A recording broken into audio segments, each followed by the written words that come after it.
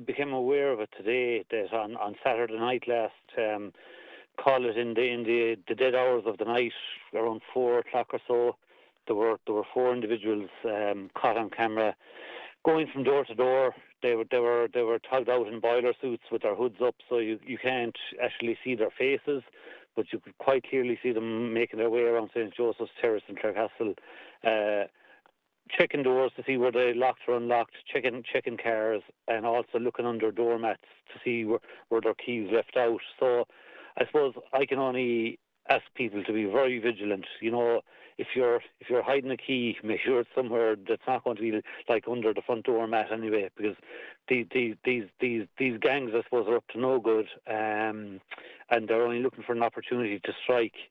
And in one instance, they did come across one open door, somebody that had been out for a few drinks earlier on in the evening and had fallen asleep on a couch, and when she woke to her dog barking, and there was one of this gang inside their front hallway. So look, you've got to be careful and certainly treat your home security carefully, because these opportunists are only looking for a chance to get into a place and ransack it.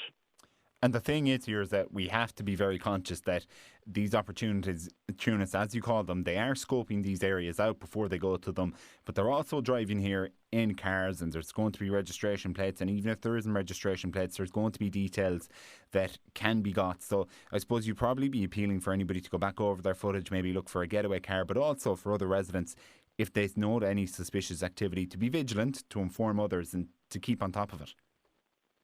That's right, and look, I guess most of these communities, like St. Joseph's Terrace, have their neighbourhood watch, or they might have their WhatsApp group or whatever. So they are all in touch with each other, to a certain degree anyway. But yeah, you've got to look out for each other, and if you do see people acting suspiciously, report it to the guards, because if the guards aren't getting the information, they can't act. You know, sometimes people think, well, where are the guards? But unless the guards get the information fed to them, they can't take action. So I would appeal to people, if they do see any suspicious activity, to report it to the guards and let your neighbours know also.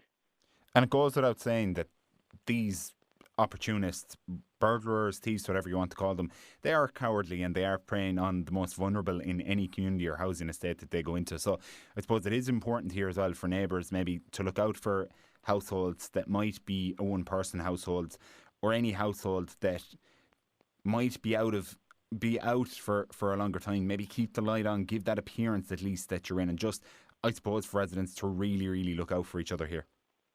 Oh, that goes without saying, Dara.